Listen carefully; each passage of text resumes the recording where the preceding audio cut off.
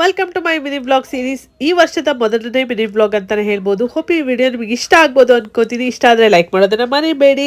So first of all ನಿಮ್ಮೆಲ್ಲರಿಗೂ happy new year. ಈ ವರ್ಷ ನೀವೇನೇನು ಅಂದ್ಕೊಂಡಿದ್ದೀರ ಎಲ್ಲ ಆಗಲಿ, ಹಾಗೆ ಈ ವರ್ಷ ಫುಲ್ ಖುಷಿಯಾಗಿರಿ ಅಂತ ಕೇಳ್ಕೊತಾ ಇದ್ದೀನಿ.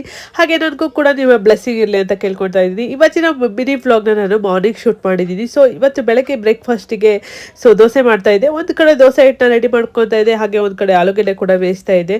ಹಾಗೆ ಇಲ್ಲಿ ಕಾಫಿ ಕೂಡ ಮಾಡ್ಕೊತಾ ಇದ್ದೀನಿ. ಏನಕ್ಕೆ ಅಂದರೆ ಇವತ್ತು ನನ್ನ ಪೀರಸ್ತೆ.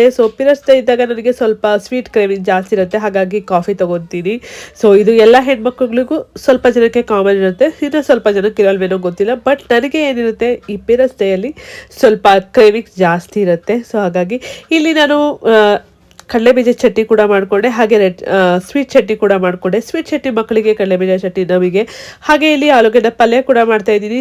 ಆಲೂಗೆಡ್ಡೆ ಪಲ್ಯ ಬಂದ್ಬಿಟ್ಟು ದೊಡ್ಡಮ್ಮಗೆ ತುಂಬ ಇಷ್ಟ ಆಗುತ್ತೆ, ಹಾಗಾಗಿ ಅವ್ರಿಗೆ ದೋಸೆ ಜೊತೆ